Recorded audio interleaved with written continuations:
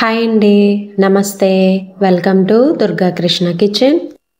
ఇంటికి అనుకోకుండా ఎవరన్నా గెస్టులు వచ్చినప్పుడు, టైం తక్కువ ఉన్నప్పుడు ఈజీగా ప్రిపేర్ చేసుకోవచ్చండి ఈ బగారా రైస్ అనింది. అలానే పులావ్ చేసే ఓపిక లేదు, కానీ మంచిగా భోజనం చేయాలి, తక్కువ టైంలో ప్రిపేర్ చేసుకోవాలన్నా కూడా ఈ బగారా రైస్ అనింది మంచి ఆప్షన్ అండి. ఈ బగారా రైస్‌లోకి వెజ్ కర్రీతో అయినా, నాన్ వెజ్ కర్రీతో అయినా చాలా చాలా బావుంటుందండి. ప్రిపరేషన్ టైం కూడా ఒక పావుగంటలో అయిపోతుందండి. బియ్యాన్ని మనం ముందుగా నానపెట్టుకుని ఉంటే కనుక. టేస్ట్ అయితే చెప్పనవసరం లేదు కదా! మీరు ఒకసారి తప్పకుండా ట్రై చేయండి. వీడియోలోకి వెళ్ళే ముందు మీకు గనక ఈ వీడియో నచ్చినట్లయితే తప్పకుండా వీడియోని లైక్ చేసి, షేర్ చేసి, కామెంట్ చేయండి. మీరు లైక్ చేయడం వల్ల ఈ వీడియో అనింది మరికొంతమందికి రికమెండ్ అయ్యే ఛాన్స్ ఉంటుందండి. అలానే ఛానల్‌ని సబ్స్క్రైబ్ చేసుకుని పక్కనే ఉన్న బెల్ ఐకాన్‌ని గనక క్లిక్ చేసినట్లయితే నేను పెట్టే ప్రతి వీడియో యొక్క నోటిఫికేషను మీకొస్తుందండి. ఇంకా లేట్ చేయకుండా ఎంతో టేస్టీగా ఉండే ఈ బగారా అన్నం తయారీ విధానం ఎలాగో చూసేద్దాం. ముందుగా స్టవ్ మీద కుక్కర్ పెట్టుకుని దానిలోకి ఒక 3-4 స్పూన్స్ వరకు ఆయిల్ యాడ్ చేసుకోవాలి. దానితో పాటే 1 స్పూన్ వరకు నెయ్యిని కూడా యాడ్ చేసుకోవాలి. ఆయిల్, నెయ్యి బాగా హీట్ అయిన తర్వాత దానిలోకి వీడియోలో చూపిస్తున్న బిర్యానీ మసాలాను యాడ్ చేసుకోవాలి. మెయిన్‌గా షాజీరా అనేది తప్పకుండా ఉండాలండి ఈ బగారా రైస్‌లోకి.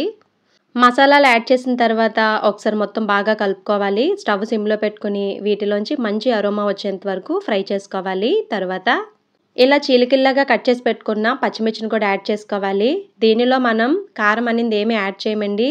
ఈ పచ్చిమిర్చితోనే మనకి కారం అంతా వస్తుంది బగారా అన్నానికి. కాబట్టి టేస్ట్‌కి తగ్గట్టుగా పచ్చిమిర్చిని యాడ్ చేసుకోండి. ఇక్కడ నేను 4 వరకు యాడ్ చేశాను. అలానే పచ్చిమిర్చి కూడా ఇలా చీలికల్లాగా కట్ చేసుకుంటే కారం అనేది బాగా దిగుతుంది. పచ్చిమిర్చి కూడా బాగా వేగిన తర్వాత ఇలా పొడవుగా కట్ చేసి పెట్టుకున్న ఉల్లిపాయ ముక్కలను కూడా యాడ్ చేసుకోవాలి. మీడియం సైజు ఉల్లిపాయలు ఇక్కడ 1 వరకు తీసుకున్నానండి. తర్వాత ఉల్లిపాయ ముక్కల మీద లైట్‌గా ఉప్పుని యాడ్ చేసుకోవాలి. అలానే లైట్‌గా పసుపును కూడా యాడ్ చేసుకొని ఒకసారి మొత్తం బాగా కలుపుకొని మూత పెట్టుకుని మగ్గించుకోవాలి. ఇలా ఉల్లిపాయ ముక్కల్లో లైట్‌గా సాల్ట్ వేయడం వల్ల ఉల్లిపాయ ముక్కలు అనేది త్వరగా మగ్గిపోతాయండి. ఇదనే కాదండి, మీరు ఏ కర్రీ ప్రిపేర్ చేసినా సరే లైట్‌గా ఉప్పు యాడ్ చేసుకుంటే కనుక ఉల్లిపాయ ముక్కలు చాలా త్వరగా మగ్గిపోతాయి. ఇలా బాగా కలుపుకున్న తర్వాత మూత పెట్టుకుని మగ్గించుకోవాలి. చెక్ చేసుకున్న ప్రతిసారి మూత పెట్టుకుంటే త్వరగా మగ్గిపోతాయి. చూసారు కదా! ఇలా కొంచెం బాగా మగ్గిన తర్వాత దానిలోకి కొద్దిగా కరివేపాకును కూడా యాడ్ చేసుకోవాలి. ఇలా ఉల్లిపాయ ముక్కలు బాగా మగ్గిన తర్వాత దానిలోకి బాగా దంచిపెట్టుకున్న అల్లం వెల్లుల్లి పేస్ట్ 1 స్పూన్ వరకు యాడ్ చేసుకోవాలి. అల్లం వెల్లుల్లి పేస్ట్ ఫ్రిడ్జ్‌లోది కంటే అప్పటికప్పుడు ప్రిపేర్ చేసుకున్న అల్లం వెల్లుల్లి పేస్ట్ అయితే టేస్ట్ అనేది చాలా చాలా బావుంటుందండి. ఒకసారి ట్రై చేయండి. బాగా దంచిపెట్టుకుని వేసుకుంటే సరిపోతుంది ముక్కలేమీ లేకుండా. అల్లం వెల్లుల్లి పేస్ట్ పచ్చివాసన పోయేంత వరకు ఫ్రై చేసుకున్న తర్వాత దానిలోకి కొంచెం పుదీనా, అలానే కొద్దిగా కొత్తిమీరని కూడా యాడ్ చేసుకుని ఒకసారి మొత్తం బాగా ఫ్రై చేసుకోవాలి. పుదీనా అనేది ఫ్రెష్‌గా ఉంటే భలే ఉంటుందండి టేస్ట్. పుదీనా అనేది మెయిన్ అండి ఈ బగారా రైస్‌లోకి.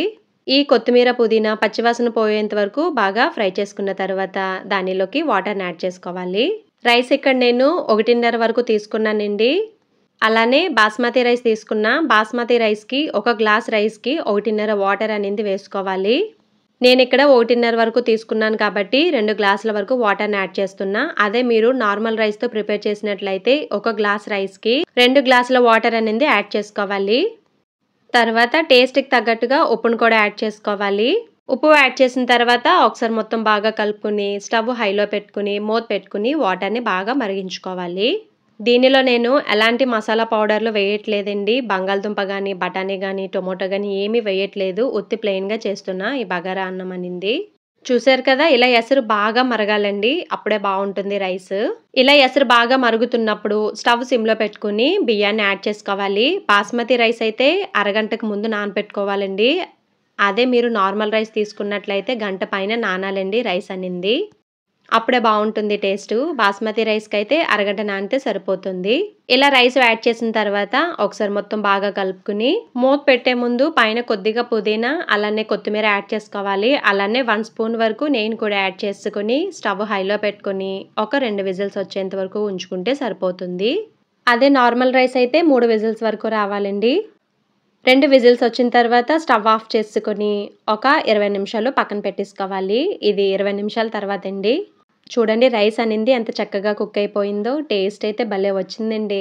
ఈ బగారా అన్నంలోకి నేను క్యాప్సికమ్, బంగాళదుంప మసాలా కర్రీ చేశానండి. చాలా బా వచ్చిందండి టేస్ట్ అయితే. ఆ కర్రీ వీడియో రీసెంట్‌గానే పోస్ట్ చేశానండి. ఇంట్రెస్ట్ ఉన్న వాళ్ళు చెక్ చేసుకోవచ్చు. అంతేనండి. మరి నచ్చిందా బగారా అన్నం? మీకు గనక ఈ వీడియో నచ్చినట్లయితే తప్పకుండా వీడియోని లైక్ చేసి, షేర్ చేసి, కామెంట్ చేయండి. అలానే ఛానల్‌ని సబ్స్క్రైబ్ చేసుకొని పక్కనే ఉన్న బెల్ ఐకాన్‌ని గనక క్లిక్ చేసినట్లయితే నా వీడియోస్‌ని మీరు రెగ్యులర్‌గా ఫాలో అవ్వచ్చు.